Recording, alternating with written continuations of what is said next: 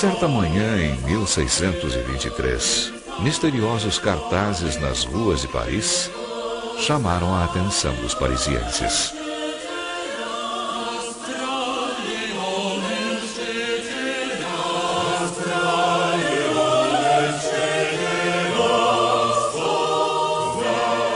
Nós, delegados do Colégio Principal dos Irmãos da Rosa Cruz, estamos fazendo uma visita visível e invisível a esta cidade pela graça do Altíssimo, para o qual o coração do justo se volta.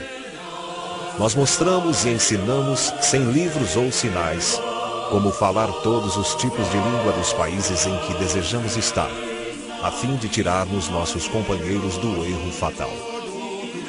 Se alguém desejar nos encontrar por mera curiosidade, jamais se comunicará conosco.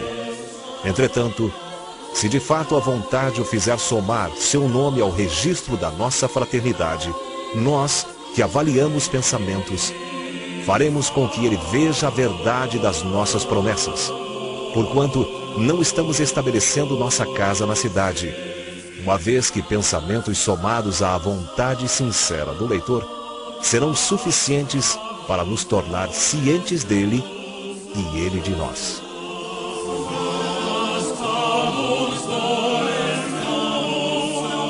Esses cartazes aludiam a uma misteriosa fraternidade, uma sociedade secreta, a Rosa Cruz. Não era a primeira vez que se falava dessa fraternidade. Alguns anos antes, ela já havia publicado 3 manifestos que ficaram famosos no mundo esotérico: o Fama Fraternitatis, o Confessio Fraternitatis e o Bodas Químicas de Christian Rosenkreuz, publicados respectivamente em 1614, 1615 e 1616. Sabemos hoje que esses 3 manifestos foram escritos por um colégio de Rosa Cruzes, o famoso Círculo Tübingen. Entre eles estavam Johann Valentin Andrea, Tobias Hess, Johann Arndt, Abraham Holzer e Christopher Besold, para citar apenas os mais importantes. Todos apaixonados por hermetismo, alquimia e cabala.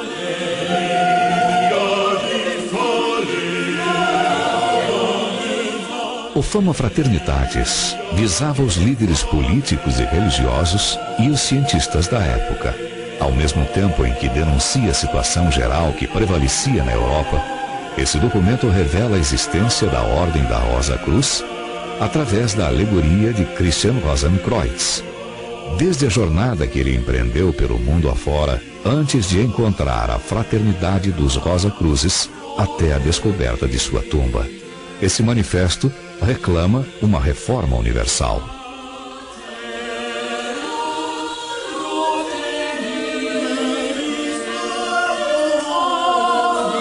O Confessio Fraternitatis completa o primeiro manifesto.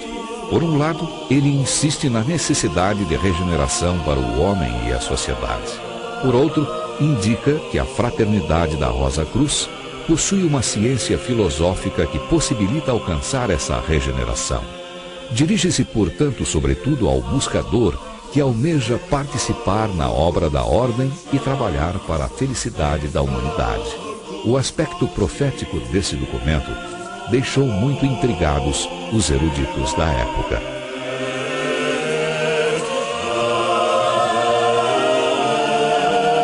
O Bodas Químicas de Christian Rosenkreuz está escrito num estilo muito diferente dos 2 primeiros manifestos. Ele descreve a jornada de iniciação que representa a busca da iluminação.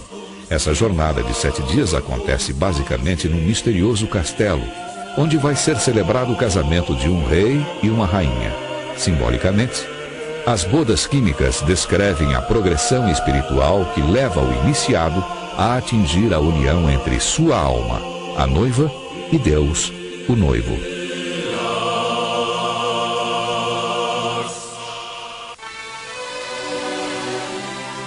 Conforme historiadores, pensadores e filósofos salientaram, a publicação dos 3 manifestos Rosa Cruzes não foi nem trivial, nem inoportuna,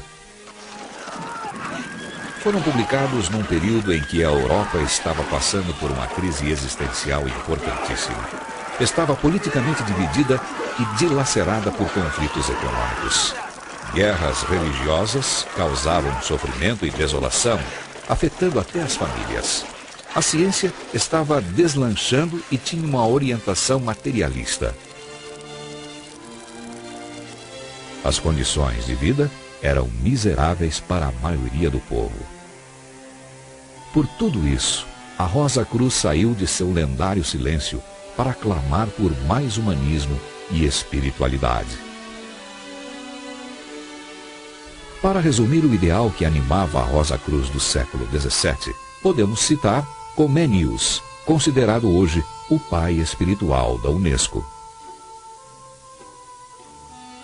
Desejamos que todos os seres humanos, juntos ou individualmente, velhos ou jovens, ricos ou pobres, nobres ou plebeus, homens ou mulheres, tenham uma educação completa e se tornem seres realizados.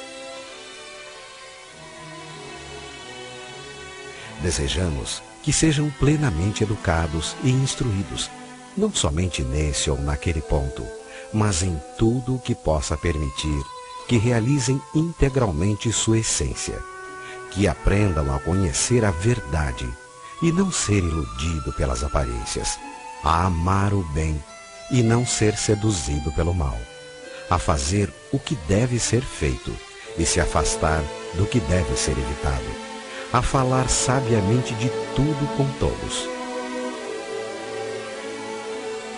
Enfim, a sempre tratar as coisas, os homens e Deus com ponderação e não levianamente, e a nunca se desviar de sua meta, a felicidade.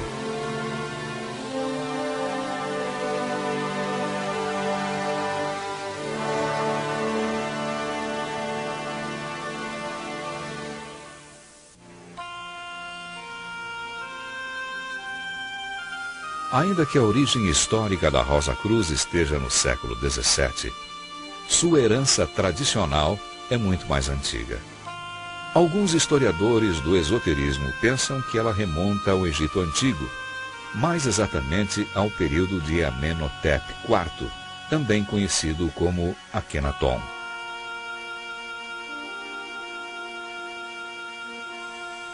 Como confirmado por muitos egiptólogos, nesse período existiam as chamadas escolas de mistérios, onde eram estudados os mistérios do universo, da natureza e do homem.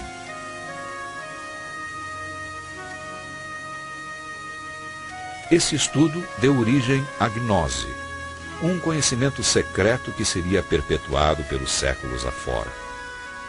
Do Egito, foi para a Grécia Antiga, passando pelos pitagóricos e depois para a Roma Antiga, por intermédio dos neoplatônicos. Os alquimistas da Idade Média o herdaram e o transmitiram para a Rosa Cruz do século XVII.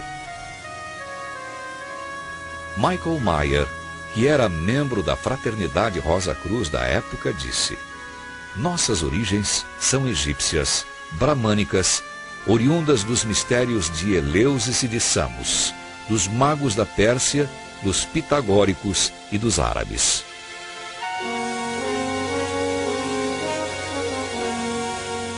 Isso significa que a antiga herança se estagnou no século XVII? Não. Ela se perpetuou pelos séculos seguintes e deu origem a muitos ramos Rosa-Cruzes.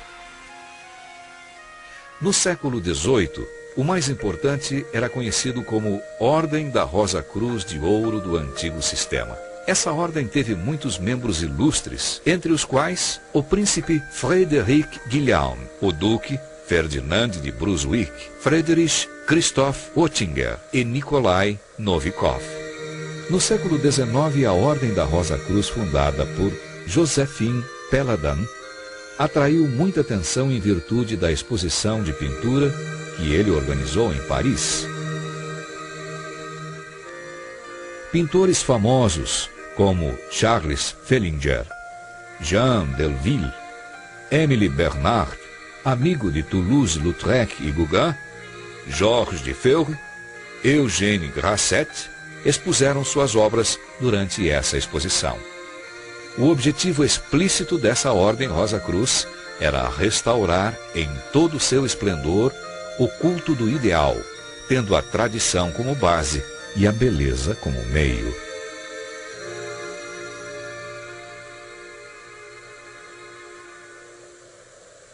Uma outra escola de pensamento, a livre maçonaria, nasceu na Inglaterra no século XVIII. Ainda que atribuindo sua origem tradicional a Irã, suposto arquiteto do Templo de Salomão, ela de fato emprestou muita coisa da Rosa Cruz, que levou a alguns autores como Johann Gottlieb Böll ou Thomas de Quincey a dizer que se tratava de uma emanação do rosacrucianismo. Em todo caso, já em 1757, ela criara o grau do Cavaleiro Rosa Cruz, ainda hoje considerado por alguns ramos maçônicos como um dos de maior prestígio. Entre os membros mais eminentes da livre maçonaria Rosa Cruz dessa época estavam, para citar apenas alguns, o Conde de Saint-Germain, Cagliostro, Jean-Baptiste Villermoz e Martinet de Pasquali.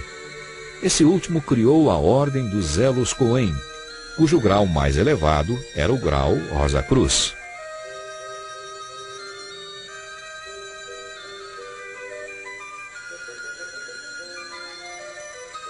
Desde o início do século XX, a herança Rosa Cruz está sendo perpetuada no mundo pela Antiquus Mysticusque Ordo Rosae Crucis, isto é, a antiga e mística Ordem da Rosa Cruz, cuja sigla é a MORC.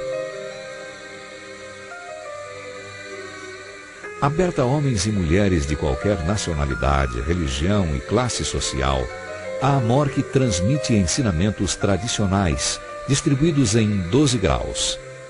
Desde 1915, os ensinamentos são oferecidos de forma escrita e se baseiam na tradição oral da ordem, tal como nos séculos passados.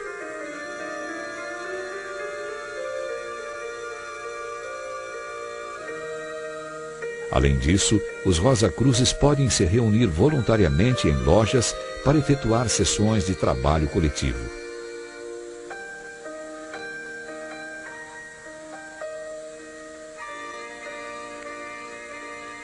É também nas lojas, cuja decoração é habitualmente inspirada no Egito Antigo, que são conferidas as iniciações aos vários graus.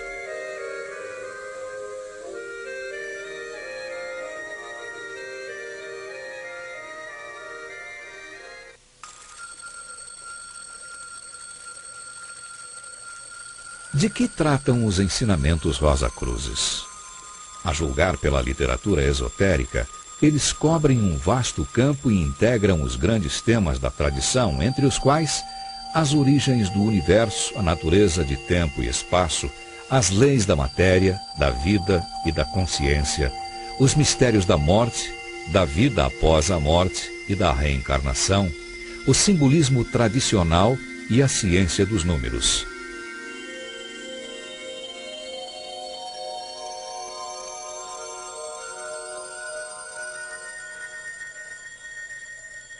Os Rosa Cruzes se interessam também pelos elos ontológicos que existem entre o homem e Deus, que eles consideram o grande arquiteto do universo, isto é, a inteligência absoluta que está na origem de toda a criação e de tudo o que ela contém nos planos visíveis e invisíveis. Quanto a isso, seu estudo se concentra mais nas leis divinas do que propriamente em Deus.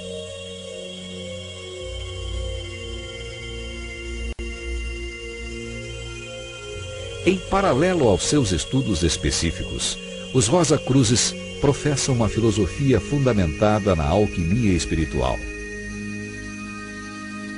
Essa forma de alquimia não consiste em transformar metais comuns em ouro, como faziam os alquimistas antigos, mas em transmutar as imperfeições da natureza humana nas suas qualidades opostas, como, por exemplo, orgulho em humildade, egoísmo em generosidade, intolerância em benevolência.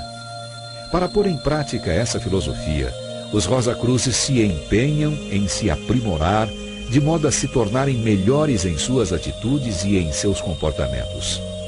Para eles, o mal existe na Terra somente porque os homens são complacentes com suas fraquezas e não aspiram suficientemente ao bem.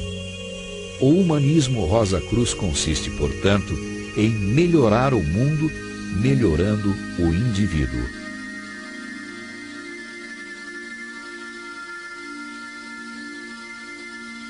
Isso levou um escritor contemporâneo a dizer: a alma da Rosa Cruz é parte integrante da alma do Ocidente, que é humanista e espiritual. Ela é uma de suas facetas, ou uma de suas joias, refulgindo beleza, amor e pureza. Preocupada com os rumos do mundo e comprometida em contribuir para a sua evolução, a Ordem Rosa Cruz publicou em março de 2001 um quarto manifesto, Oppositio Fraternitatis Rosae Crucis. Enquanto os 3 manifestos publicados no século XVII se dirigiam à elite intelectual, esse novo manifesto visa um público mais amplo. Esse manifesto apresenta uma visão global da situação da humanidade, que os Rosa Cruzes julgam muito preocupante. Segundo eles, o mundo se tornou demasiado individualista e materialista, o que explica a crise que ele está enfrentando em muitas áreas.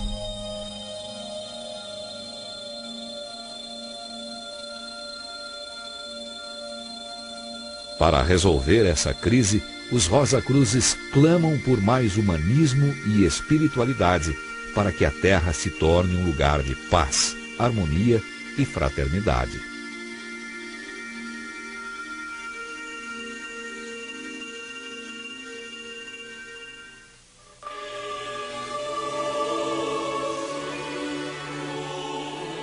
Goethe escreveu: quem casou a rosa com a cruz?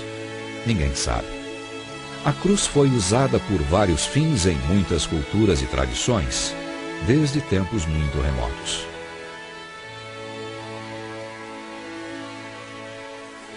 Quanto à rosa, sempre foi um símbolo de graça e amor.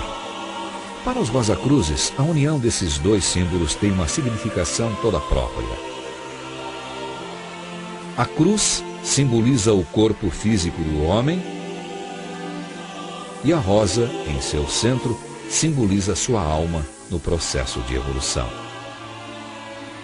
Juntos, a rosa e a cruz representam, portanto, a dualidade do ser humano e o fato de que ele evolui de vida em vida rumo à perfeição. De acordo com a tradição Rosa Cruz, quem atinge a perfeição não é mais obrigado a reencarnar. Eternamente desabrochada, a rosa de sua alma não precisa mais da cruz para se aperfeiçoar e está para sempre na imensidade divina.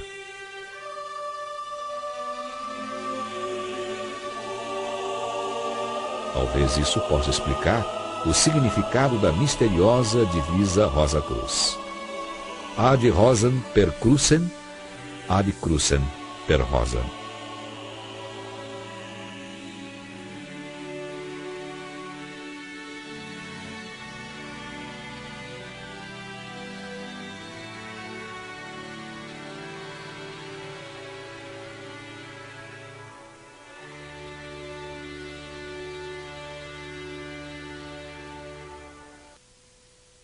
Dos séculos passados até hoje, muitos Rosa Cruzes têm sido o eco do ideal de sabedoria que os inspirava e ainda hoje os inspira.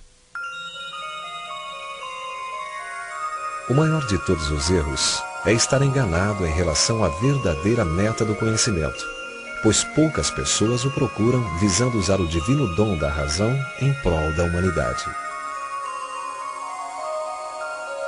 Como me seria possível saber que não sou perfeito, se eu não tivesse nenhuma ideia do ser perfeito, com o qual posso me comparar e conhecer as imperfeições de minha natureza? Se o conhecimento estivesse ao alcance da mão e pudesse ser encontrado sem qualquer dificuldade, seria certamente negligenciado. Tudo que é nobre é tão difícil quanto raro. Essa tão extraordinária ordenação do Sol, dos planetas e dos cometas só pode ter como fonte a intenção de um ser inteligente e poderoso, que tudo rege e que denominamos Grande Regente Universal. Avançar para a perfeição. O verdadeiro bem é aspirar à semelhança com a divindade. É avançar para a unidade entre a criatura e o Criador.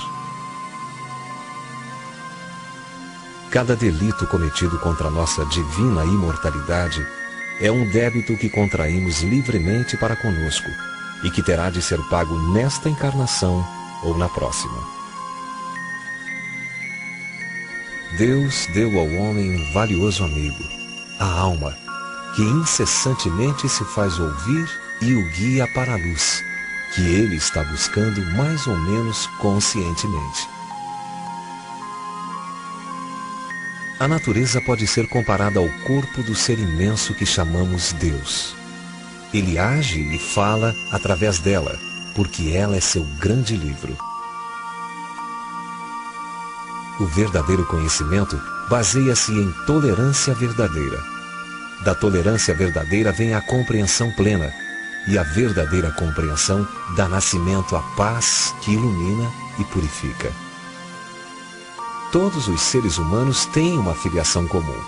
São da mesma essência espiritual e vêm do mesmo Criador. Todos são, portanto, irmãos e irmãs, a despeito de raça, crença ou outras distinções. Apesar de todas as vicissitudes que a vida tem, ela é o maior de todos os presentes, porque possibilita que todos os seres humanos se realizem espiritualmente e deem o melhor de si.